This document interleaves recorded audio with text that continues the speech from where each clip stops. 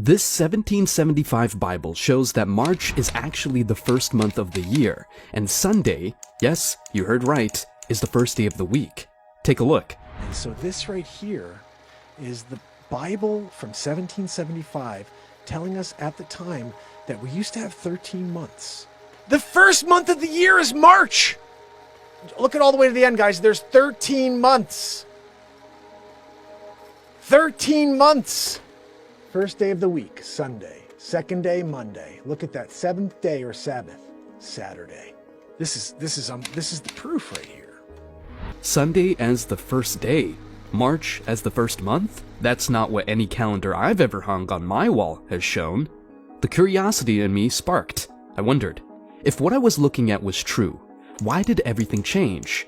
Who decided to flip the script and shift the months around? And why does it feel like we might be out of step with the rhythm that was once so ingrained in our culture that it was worth printing in the good book itself? It was like finding a piece in a puzzle that I didn't know was missing. The more I thought about it, the more questions arose. What if the holidays we celebrate, the ones we've been told were based on ancient traditions, were actually aligned with a different rhythm, one dictated by this forgotten calendar? Take Christmas, for instance, often said to be a rebranding of pagan festivities. If we were following this old system, where would that leave December 25th? Would it hold the same meaning if it didn't coincide with the winter solstice as neatly as it does now? Could this alternative arrangement of time affect not just holidays, but our everyday lives?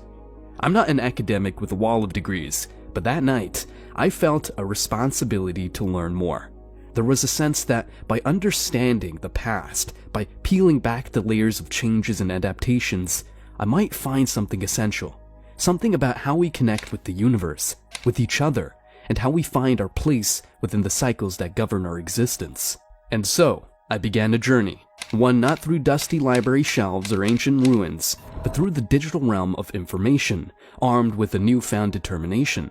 I was ready to see where this old Bible's tale would lead me and what it might reveal about the world we think we know so well. Discovering that Sunday might actually be the starting point of the week necessitates a serious reconsideration of cultural and religious norms. It presents the startling idea that the day we traditionally dedicate to rest and religious observance could indeed be Saturday. Such a perspective carries weighty implications for contemporary religious customs, hinting that widespread practices might not align with this historical viewpoint. Astrologically, the impact of such a shift cannot be understated. Each day's energies are traditionally tied to a celestial body, which, according to astrological systems, can influence human affairs. Misalignment between our constructed week and this celestial ordering might disrupt the intended flow of cosmic energies into daily life. For adherents of astrology, this calls into question the very foundation of their practice, suggesting a need for a thorough reassessment of how days and their corresponding planetary energies are observed and honored. This raises the fundamental question: who was it that altered the configuration of our week, thereby altering the fabric of our lives? The catalyst for such a change is not immediately evident. It may have been an incremental process influenced by the shifts in religious and secular authorities over the millennia, or it might have been an intentional move to distance contemporary practice from ancient traditions. One of the things Constantine did was because he wanted the pagans to worship God, Jehovah, was he moved the day of worship to the day of the sun, which is why we now worship on Sunday, because Sunday became a pagan day. One thing is clear: there seems to be a deliberate discrepancy between our current temporal structure and that of historical records, though the motivations behind this are still veiled in mystery. The departure from the calendrical structure as outlined in the 1775 Bible could imply that many facets of our daily existence are misaligned with both historical precedent and perhaps celestial design. This misalignment extends to significant dates of observance.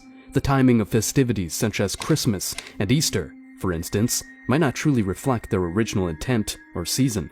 Contemplating a realignment with this historic calendar suggests the possibility of returning to a way of life that is more authentic, perhaps closer to spiritual principles that have been overshadowed over time. It prompts us to consider whether a shift in observance to align with historical records could reconnect us to a spiritual authenticity that has been eroded. This discourse is not merely about adherence to religious rules or speculative astrological theories. It centers on our alignment with the natural and cosmic order that may predate contemporary calendars.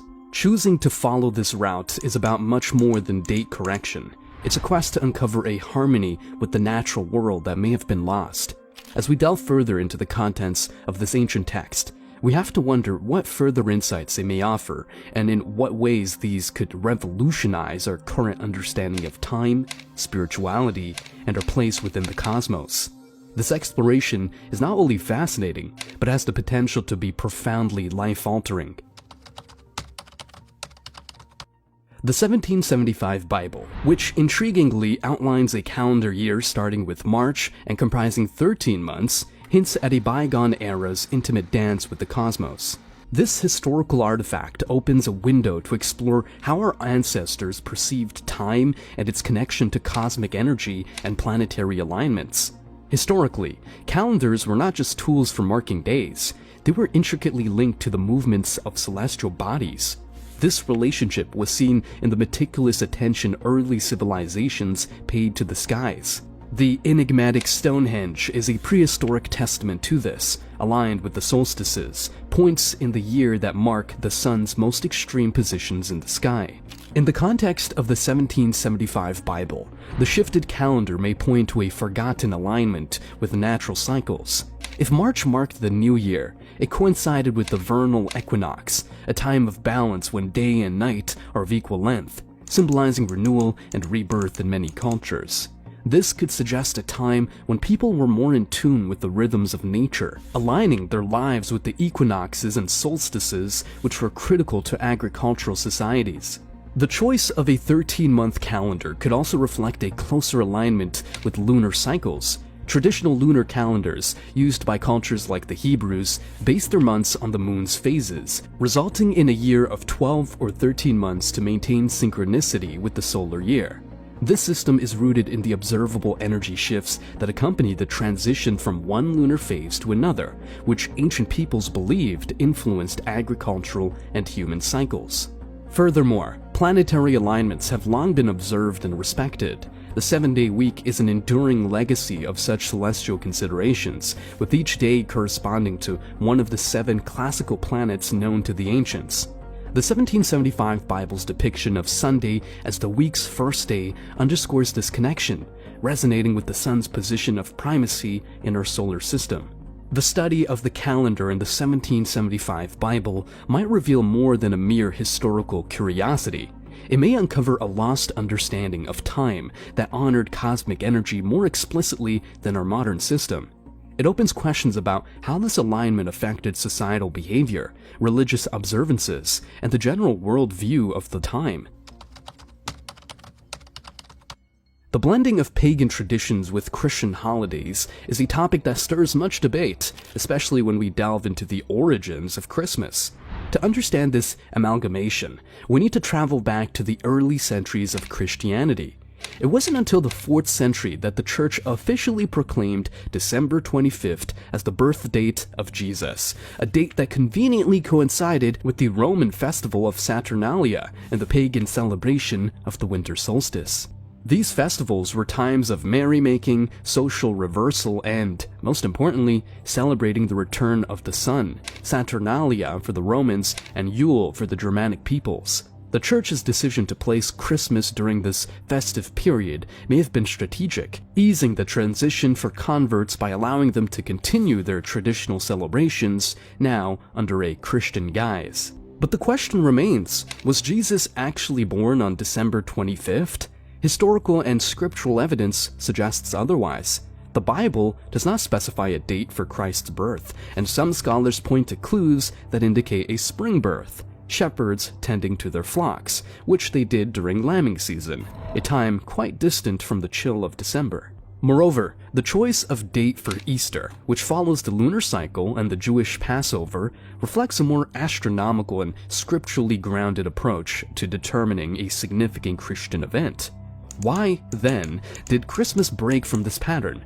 It seems that the early church fathers were less interested in historical accuracy and more in the symbolism of light overcoming darkness, aligning Christ's birth with the rebirth of the sun. Well, another thing Constantine did was move the day of Jesus' birth to December, because Tammuz died on December 23rd. And it was believed, because Nimrod, his father, was a hunter, it was believed that Nimrod would be reborn in his son Tammuz. And his son Tammuz's birthday was December 25th. And what you would do on Tammuz's birthday was you would set up a tree. Deuteronomy 16:21. You shall not plant for yourself any tree as a wooden image near the altar which you build for yourself to the Lord your God. It was believed that in order for Tammuz to rise again as his son Nimrod, you'd have to go to the tree, you'd have to cut down a tree from the forest, and you'd have to put balls on it. And the balls were symbolic of testicles. The tree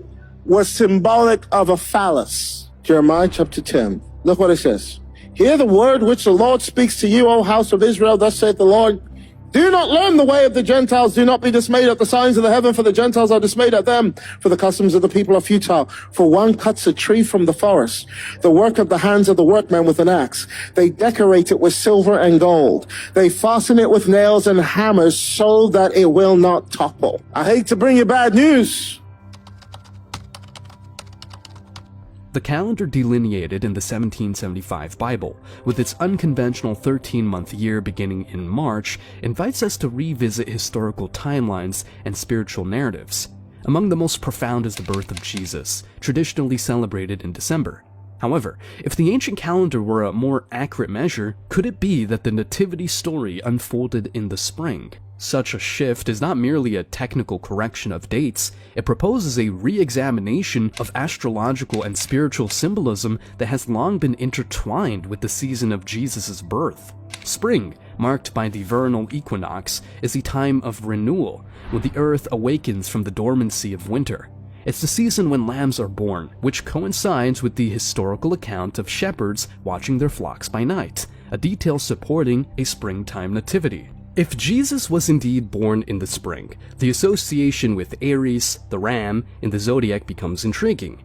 Aries, beginning in late March, is a sign often linked to leadership and new beginnings. Such a synchronization would weave Jesus' birth into the tapestry of astrological lore, presenting him as a figure heralding a new epoch, aligning with the symbol of the ram often associated with sacrifice and new initiatives in various mythologies. Exploring further, the spring equinox is a time when day and night are in perfect balance, which might symbolize the dual nature of Jesus as both human and divine. This natural harmony could provide a powerful allegory for the spiritual equilibrium he is said to bring. This repositioning of the nativity to spring could also influence the spiritual interpretation of biblical texts. For example, the light coming into the world gains a literal dimension as the days grow longer and the darkness of winter recedes. The themes of rebirth and resurrection, central to Christian doctrine, naturally align with the world's awakening in spring. Moreover, the implications for Easter, closely tied to the Jewish Passover, are significant. Rather than a wandering date with the Gregorian calendar, a springtime Christmas would closely precede Easter, linking Jesus' birth and resurrection even more tightly within the cycle of natural and spiritual rebirth. The hypothesis of a springtime nativity prompts a reevaluation of our understanding of one of Christianity's most sacred narratives. It invites believers and historians alike to ponder the relationship between celestial cycles and sacred events. Each potential revelation nudges us to consider how celestial events have been foundational in shaping our spiritual traditions and how they might continue to do so if viewed through the lens of a calendar that perhaps once more closely mirrored the cosmos. The Julian calendar, established by Julius Caesar in 45 BCE, was a turning point in the annals of timekeeping. This calendar shifted from a lunar to a solar structure, extending the year from 355 days to the 365-day format we're familiar with, albeit with some inaccuracy. A day's surplus accrued every 128 years. In its wake, it is believed that a 13-month calendar, one that may have been more attuned to natural cycles, was cast aside. The reasons behind this transition were both practical and political. Roman society, growing increasingly complex, demanded a more predictable and uniform system to manage festivals, agricultural cycles, and taxation periods. It was also a power move. Emperors often manipulated the calendar to extend their terms or to insert their own festivities. These changes, subtle at first, would ripple through time to become vast overhauls, with each successive power leaving its mark on how we measure our days. Why then did the 13-month calendar, which might have had a more natural alignment with lunar cycles, fall out of favor? The omission of this 13th month could be a lost connection to a time when the night sky played a more pronounced role in daily life. Historical records are riddled with gaps and inconsistencies, some possibly by accident, others likely by design. The transition from a 13-month to a 12-month year is muddy at best. There's a school of thought that suggests the church and ruling authorities intentionally steered away from lunar calendars to diminish the influence of pagan traditions, which were closely tied to the phases of the moon. The removal of the 13th month could also be tied to numerology. 13 has been viewed with superstition in various cultures. Its exclusion might have been a deliberate effort to avoid association with a number so often linked with bad luck, or with women's menstrual cycles, which were often viewed with fear or disdain. If indeed there was a 13-month calendar that reflected a more accurate cosmic rhythm, what were the implications of its abandonment? Our modern calendar is misaligned with the lunar cycle by nearly a day each month. Over time, this dissonance could lead to a societal disconnection from natural patterns, affecting agriculture, mental health, and spirituality. Religious festivals, many of which were once synchronized with celestial events, now float through the year, untethered from the rhythms they once celebrated. Christmas, Easter, and other holidays have been assigned fixed or fluctuating dates that may no longer correspond with the times of year they were originally meant to honor. The ripple effects of a calendar out of sync with the cosmos may be more profound than we realize. Agricultural practices that were once timed to the reliable rhythms of the moon now rely on the imperfect Gregorian calendar. This subtle shift may have gradually distorted our connection to the environment, leading to practices that are less sustainable and harmonious with the Earth's cycles. In spiritual terms, the impact is even more esoteric. If sacred days are misdated, the collective energy focused on these times might be akin to misdialed calls in the cosmic sense. Are prayers and celebrations reaching their intended spiritual heights, or are they somewhat off the mark? This isn't to question the faith or devotion of practitioners, but rather to ponder the power of collective consciousness and its relationship to the timing of sacred observances.